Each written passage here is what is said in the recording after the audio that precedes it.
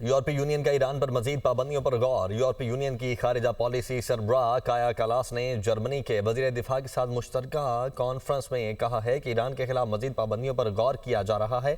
Iran की सूरत हाल पर यूरोपीय यूनियन में संजीदा मुशावरत जारी है कि ईरान के खिलाफ मजीद पाबंदियों पर गौर किया जा रहा है। ईरान की सूरत हाल पर यूरोपीय यूनियन में संजीदा मुशावरत जारी है कि ईरान के खिलाफ मजीद पाबंदियों पर गौर किया जा रहा है।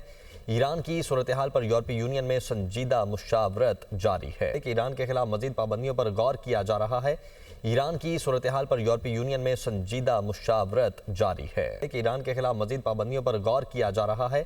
ईरान की सूरत हाल पर यूरोपीय यूनियन में संजीदा मुशावरत जारी है कि ईरान के खिलाफ मजीद पाबंदियों पर गौर किया जा रहा है। ईरान की सूरत हाल पर यूरोपीय यूनियन में संजीदा मुशावरत जारी है कि ईरान के खिलाफ मजीद पाबंदियों पर गौर किया जा रहा है। ईरान की सूरत हाल पर यूरोपीय यूनियन में संजीदा मुशावरत जारी है।